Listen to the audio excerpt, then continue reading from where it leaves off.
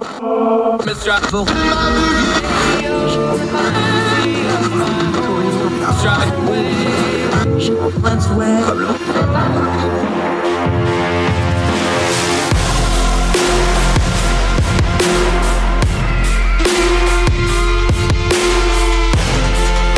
host, Andrew Donaldson.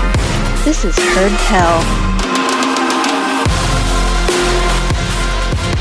Welcome back to Heard Tell. Okay, we're going to talk about something really important that a lot of folks don't know about, but it's starting to grow. And I think it's going to be really important to how we do things like what I do, news media coverage called folk reporting. We got to get one and talk to him. Here be one, Justin Hudson. He's got the Hudson editorial on Substack. I'm going to talk about what that is from the great state of West Virginia, which y'all know I love. Justice, how are you, sir? Great to have you. Good. Thanks for having me. I appreciate your time. I wanted to start with the nomenclature. I know what it is because, you know, we talk in some of the same circles, have some of the same friends, but this idea of a folk reporter, look, on top of everything else I do, I also write for a local paper. I can write stories based off the notes of a county commission meeting or a city meeting, or when there's a board meeting of this or that or the other, or like what's going on in Fayette County where I cover sometimes. You got a crisis with the water company or the service district or whatever. I can do that from afar. There's value in going to these meetings. In the old days, the local paper or whatever would send somebody to do that. That's not the media environment we live in anymore. There's a vacuum there, and that's kind of where this folk reporter idea has come in to start filling that knowledge gap in local areas. Did I explain that well? I think you explained it great. I think there's also great power in empowering just citizens to go out and interact with their government. You know, the meeting notes are great, but they can miss a lot of nuance that if you're not there on the ground, you're not going to experience. And so I think that you explained it perfectly. It's all about getting people, folks, if you will, out there on the ground, witnessing what government and their community is doing, and then getting that information out to the rest of their community, to the rest of the state. Yeah, and the thing about this is, I'm all for journalism. I'm for good journalism. I think journalism is really important. You don't have to have a whole lot of special training to just go on your social media or whatever platform you have and go, this commissioner said this city councilman said this group showed up to take the podium to say this, that, or the other, this school board meeting went this way. That's just reporting what happened. You don't really need special training for that other than maybe getting somebody to edit you and check your grammar, right? That's kind of the beauty of this thing is like, anybody can go to these meetings. Anybody can put this information out there. We just need some people to actually do it. Right. You know, and people take it so many different ways. There are people who go on Twitter and give out that retelling of events. And there's such great value in that.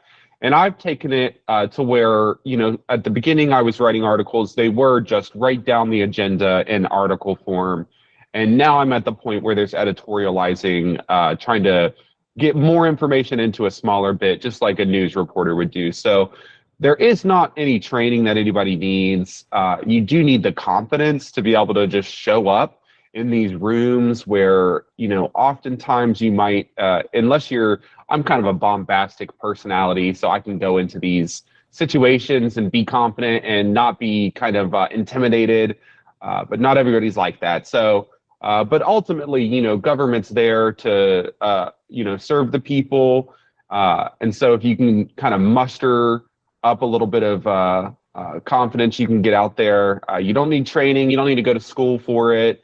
It helps if you have somebody to read over it, but you can read over it yourself. And as you do it and as you go forward, you know, at least in my experience, I've learned how to do things better, how to get better notes, and how to kind of get it quicker. And I've learned what to look out for when I'm editing to make those pieces a little bit more well-rounded. Yeah, Justice Hudson joining us. Here's the thing I found when I first, because I just came off the street. I didn't have any ends when I first started writing and doing media. I was really surprised how many people were really willing to help you and were really willing to kind of give you guidance, especially people that take pride in their craft, whether it's writing or media or journalism or whatever. You know, I started writing, I had journalists start reaching out to me. It's like, hey, you need to do it this way. Were you surprised? And I know from your writing, you've had a lot of people do that with you. Once they found out that, oh, there's this folk reporter doing this, there is kind of an ecosystem of people that want you to succeed, that are good people, that'll be that advice for you. And they don't really charge you anything. They're happy to tell you those things. Did that surprise you? Because it surprised me when I first started doing this stuff. Oh, it was amazing. There are lots of journalists in the state who I respect so highly. I read their work. I interact with them online. And one of the biggest reasons why I started writing were things like West Virginia Public Broadcasting for the work that they do. I was really inspired by those audio stories. So when I did this, I was a little bit nervous that, well, for one, that nobody would see it, and that two, if people did see it, that they would kind of there would be a problem, that there would be, it's a weird world in media. You're rubbing shoulders with people who've gone to school for it, who've worked in it for a decade or more. And so I kind of was a little nervous. And then, man, when I put stories out there and I would hear from, people from down in Charleston, people from across the state, and they would say, keep it up. Let me know if you need any advice. This is how I've done it in the past. It was really amazing because there's no other reason that they would do that other than, like you said, they love their craft, but also that they see somebody doing something, they want to help them out. And that just shows good people. I mean, that's what West Virginians are about anyways. But it's good to have it confirmed again in this new line of work that I'm doing. Yeah, Justice Hudson joining us. There's something, we both grew up in West Virginia. For folks that don't know, for all the problems in West Virginia, I've told people West Virginia's always had really, really good media, punches way above its weight. It's been excellent. Lots of award-winning stuff. The Gazette has had a Pulitzer Prize in recent history. I've done radio hits for West Virginia Radio Corporation. You go in the building down at 58 CHS, and it's like, Peabody, Murrow, the whole wall's full. West Virginia's always had great media, but that's been endangered in the last few years. One of the reasons I started writing a local column again for just specific for West Virginia issues is there's a lapse, and there's some malicious to some people, but a lot of it's just economics. Everything's nationalized. Local media is struggling. Everything's on the national narrative. When you're covering somewhere like Wheeling, West Virginia, where you cover, which is, kind of almost a textbook small city, right? Like if you just looked at the picture, you go, oh, it's small city America, very picturesque, an important city in the grand scheme in West Virginia stuff. There's a media gap for markets like Wheeling. And then that's where this folk reporting comes back in again. It's not really a new thing. It's just a new spin filling in a gap of something that we should have been doing all along, isn't it? Definitely. And, I got to give credit to the media that is in town. We've got a couple TV stations. We've got our newspaper. And their coverage, it's not that there's necessarily anything wrong with it, but I would say probably the biggest consistency when you talk about that with people, when you talk about these legacy or established media, is that they lack nuance, or they lack kind of a bigger picture or a fuller reporting, or, I've heard all sorts of things. And so they'll send people to events and they'll write things about it. But especially, with our TV stations, they're bite-sized articles that are a couple paragraphs, and people have their opinions about the newspaper too for a political spin. So something that I've been surprised about too is that when I put my work out about local government meetings, I will get people that are elected officials that work for the city, my friends, random people who just happen to read my stuff, and they'll say, it's really amazing what you're doing. It's better than this media station. It's better than that media. Now, I don't really necessarily like to put it on that comparison. I don't like to say X is better than Y or whatever. But I think it does say something about a gap in media. People want to read about their community. People want to learn about the nitty-gritty issues that are happening in their government.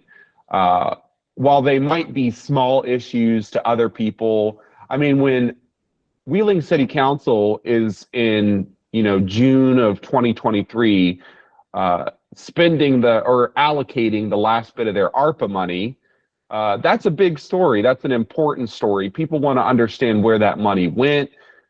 People want to understand where the rest of it might be going.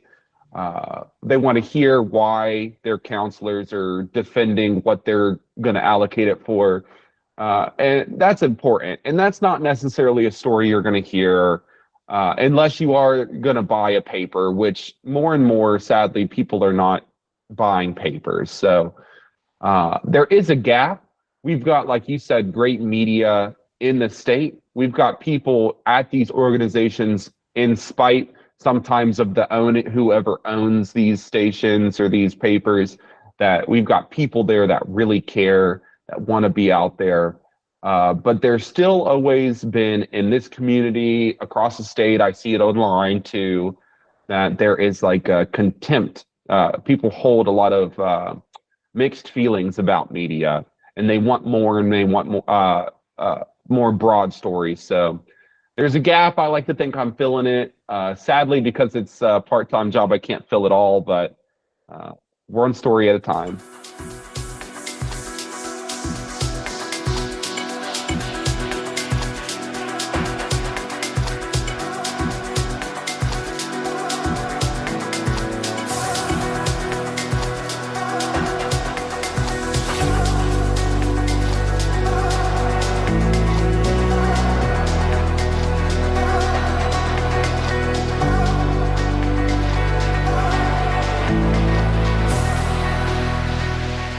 Right, Justice Hudson joining us.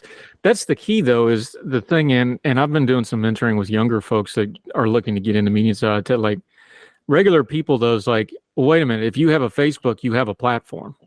If you have a Twitter account or X or whatever we're going to call it next month, you have a platform. If you have any kind of social media and you have people that are friends and family following, you have a platform. So you can talk to them about these events. I want to, something that you touched on in your piece, you wrote a piece in Hudson Editorial about your 50th story that you've posted. We're going to link to his Substack, by the way. All his content is free. You can donate if you want to, but it's free content. We're going to link to it, and we're also recommending it off our Substack, heardtell.substack.com. His is the Hudson Editorial. .com. You mentioned it here. I think this is an important piece because you talked about your journey in doing this of, well, maybe this ain't for me. Maybe I shouldn't be at a meeting. And I know you talked about being a little bombastic in your personality, and you even had doubts. But you said this, you said, looking back on it, the self-absorbed thing was to not get involved and to not do it because you had the capability to do it and the time to do it. What would you tell people? Look, again, we're not saying you should quit your job and go do folk reporting because let's be honest, there's not a lot of money in it. Can you take one day a week to write about your school system? Can you take an hour a week to write about a local issue? Hico, where I went to church growing up, they're still waiting on decent running water. So I always harp on it every couple months, and everybody's like, why are you talking about that? And I'm like, well, because if you live there and you get sludge water out of your faucet, it's a big deal.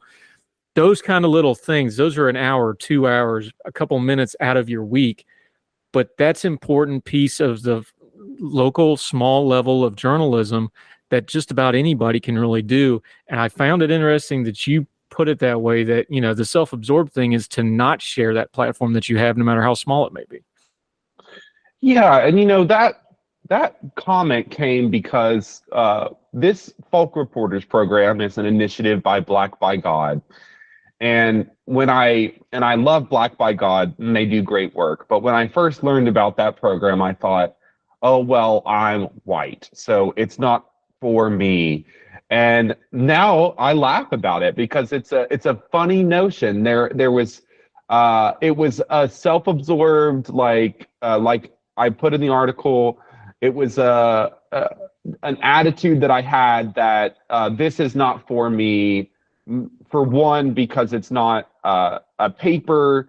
I didn't want to step on people's toes at the organization. But at a certain point, it just came down to the fact that if I don't do it now, when am I going to do it? Like you said, you know, it's not a huge time commitment. I got to admit, like when you're attending a meeting here in the city of Wheeling, that's about an hour for a government meeting. Sometimes they're 2 hours. I went to a school board meeting a couple weeks ago that was 2.5 hours because of executive session. That's a lot of free time to spend. And then if you're coming home and you're writing those things up, that could take you another hour, hour and a half, depending on the amount of fact checking you have to do. So, yeah, I mean, if you've got a platform And like you say, with social media, everybody has a platform. I think it behooves me to say, why would you not want to share these things out? It's hard to put your neck out there. It's hard. It's scary. Uh, but once you do it, you'll get a lot of reward out of it. There are so many untold stories that, to the point where, I start doing little write-ups about the city government, and I'll even branch out to some community stories. I'll get people in my community saying, you should write about this. You should look into that. You should talk to this person for a story. And it doesn't always go somewhere. I mean, this is beyond part-time. Like you said, there's not much money in it, especially for a folk reporter, even if you were a paid reporter. But at the same time, there's something really rewarding about typing up a city council or going to the Human Rights Commission here in town, typing up something about it, hitting post. A couple days later, somebody in my circle or somebody in my community says, wow, I wouldn't have known about the mural projects that the Arts and Cultural Commission are approving. It looks really cool. Really excited to see that. Thanks for writing about it. It's little stuff like that that makes it worth it, that makes you want to keep going. There are definitely parts that make you want to stop because government can sometimes be frustrating. The people that you work with, like I say, sometimes you're rubbing shoulders with people who have a real sense of, don't mess with me. This is my craft. And it can be intimidating, but maybe not for everybody. If you just go, you show up, you put your head down, maybe you keep your head up, you take your notes, you ask your questions, you'll be amazed how much not only you'll learn, you'll be amazed at the feedback you'll get. And ultimately, you're going to be teaching a lot of people around you, which is important. People got to feel connected to their government. People got to feel connected to their community. That's how I think we improve as a nation, is if we don't let, all politics is local. So if you start focusing on the local, if you start getting the word out from what's going on in your small community, I think it's going to make your life better. It might make your friends' lives better. You might get more creative with maybe how you talk to your politicians. It's really not that scary once you do it. So I would encourage anyone and everybody to do it. Take a couple hours out of your week, attend a meeting, get some eyes on it, and then go from there.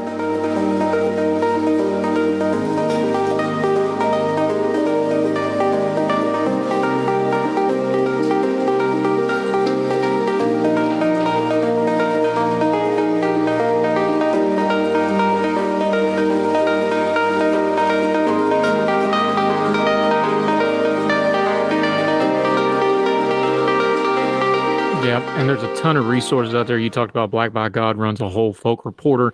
I know Pointer, which is one of the journalism things, they have tons of just free resources on here's how you research, here's how you do this, here's how you do this. And a lot of that stuff's free. So again, if you want to do this stuff, reach out to us. We're happy to talk to you about it. Justice Hudson, one last thing before we let you go, I wanted to point out, you've done a couple of things, and you just touched on this. It's local news, but sometimes local news branches out. You got it. You did a great little audio thing with people who had chosen to come to West Virginia. You did those interviews. I love that. You talk about, discovering a buried rail car that needs cleaned up, just old diesel fuel and grease and various things. And then every now and then something national happens, like Secretary Pete Buttigieg shows up in town, and you can put a little bit of a local flavor on that. Whereas, somebody that's not local might write a blurb. They don't understand why he walked down that particular street and that sort of thing. Just kind of nutshell of what you've been doing at Hudson Editorial, folks that can follow you. And also so people that want to maybe start doing this in the future can look at it and see examples like, oh, okay, this is what I'm supposed to be doing. Yeah, it's funny you say that too, because when after Pete Buttigieg came, I went online and, there's a whole media circus where people come to town, and then the opposite side of the political spectrum, I think it's probably a lot of bots saying, well, it doesn't even look like people are working downtown. This was a staged trip. And it's funny because it's like, if you live in Wheeling, you know that work is going on. They have torn up every street in downtown. It is like, some would call it a war zone. I don't think I'd go that far. I think that's a bit whatever. Anyways, at the Hudson Editorial, I've really been spending the last 6 months attending local meetings, but also going to community events, trying to think, I follow my local media. And so I try to think, what is something that they're not talking about? Is there somebody that they're not speaking to, or there an event that they're not covering that I can? And even if they are covering it, there are so many times I show up somewhere and WTRF7's a camera person there. To the point where I have one of their reporters, like I've got her number. Every time I see her, I give her a smile away because I see her almost at every single thing I decide to go to and cover.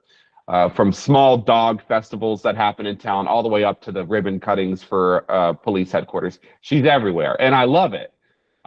So even when there are other media showing up, I think it's still important to add your own nuance. Everyone's got their skill. Everyone's got their knack to writing. Once you start it, you'll find it. So I really encourage people to do that. I encourage people, if government meetings are your thing, and I think government meetings are very attainable. There's only one or two a month for around the state. That's about how it goes. Very, very part-time, typically in the evenings, which makes it a little easier too. But if that's not your thing, why don't you think about what else is going on in my community that needs covered? It can be something like my neighbors have dirty water, or the hillside slipped, or coal mines opening back up, coal mines closing. Or it could be something small like local organization puts on community food drive. It could be something uplifting. News doesn't always have to be, and I think this has been my biggest lesson. News does not always need to be hyper partisan. It does not always need to be extremely negative or worrying. Now, obviously, because we know this through Facebook, negativity wins. If you put something negative on someone's screen, they're clicking on it. But news, in the past, there used to be entire sections just for positive news. So if that's your thing, do it. If your thing is holding people to power, do it. Spend a couple hours. That's what I do. I spend a couple hours, I write it. You can publish it on Substack for free. You can just put out a PDF file if you want to. I would say probably go with something like Substack or Medium to do it. Or you could just tweet out a thread. A lot of people do that nowadays. They sit in the meeting. As it's getting told, they're tweeting out a thread. So it's not much work. It's mostly a lot of mental work to get yourself to that point to where you feel confident. You kind of, you're not scared that you're going to mess up. And if you do mess up, you're able to fix it. People are willing to help you out along the way. I really encourage people to just get out there, do it, get your eyes on things, and give it a shot. Yeah, best way to say it. Justin Hudson joining us. Let folks know where they can find the Hudson editorial. Let them know what you've got coming up. You got a couple projects we're going to highlight in the show notes on our Substack, the Celebrating 50 Stories that you've done already. Tell folks what you're going to be doing for the next 50 and tell them where they can find you, both on social media and the Substack, until we get you back on Heard Tell again, my friend. Awesome. So you can go to thehudsoneditorial.com. It'll take you straight to the Substack. You can find me on Twitter, which is Justice Hudson 97. Twitter for now, X tomorrow. If it's still open after that, I post there too. Looking forward to the next 50 posts. What I think I'm going to do is I'm going to continue doing my government posts. I've got a project about a local art studio, which opened up an art gallery for the month called Clientele as a PSYOP, which features a lot of cryptids and conspiracy theory themed art. That was really cool. And I'm going to speak to LGBTQ West Virginians and kind of get their find out what their pulse is like, their ear on the ground, see what's going on in the community, and how they feel about the current climate. I've got some exciting articles coming up, not only the government reporting, but as things go out throughout the year, I'll be writing little special features. So it's worth a look. Like we said, it's free. You can subscribe and pay if you want to, but everything that I make is free because I really think that people should, if they want to read it, they should be able to read it. So the Hudson House or the HudsonEditorial.com, check it out. Hudson Housewares will be a spinoff. We'll get to that later. That's when you get your merch line going, right? That's when I get my business. That's when I get my farm. That's when I get everything. There you go. Big dreams in a small town. That's free. You can go ahead and write that up. I'll just give you that one. Justice Hudson, thank you so much for the time today, sir. We'll be reading along. Appreciate your time. Thanks for having me. Yes, sir. All the music on Her Tell is provided under a Creative Content license from monstercat.com. Somos la máquina. Religion is at the intersection of our 21st century life, even if we don't express a faith. At a time when it seems that religion isn't as prevalent as it once was, it still leaves its mark everywhere. As a pastor, I know that religion isn't something I just do on a Sunday, but it's found in every nook and cranny of my life. Sexuality, politics, social media, the economy, war, nationalism, all have some kind of religious angle to them. And as a communicator, I want to find the stories that can help people understand this part of our society that is so important to so many. Hi, I'm Dennis Sanders, and I'm the host of Church and Main. Church and Main is a podcast about the journey of faith and where it intersects with modern life. I look at faith with a journalist's eye, asking the who, where, what, why, and how religion affects some of the major issues of the day. Join me as we journey together. You can listen to Church and Main podcast at the website churchandmain.org or on your favorite podcast app. I look forward to seeing you. Folks, you've heard of Ethan Brown on the Heard Tell show a couple of different times, but if you're interested in learning about how to discuss things like climate change without all the politics and doom and gloom, head over to his podcast, The Sweaty Penguin.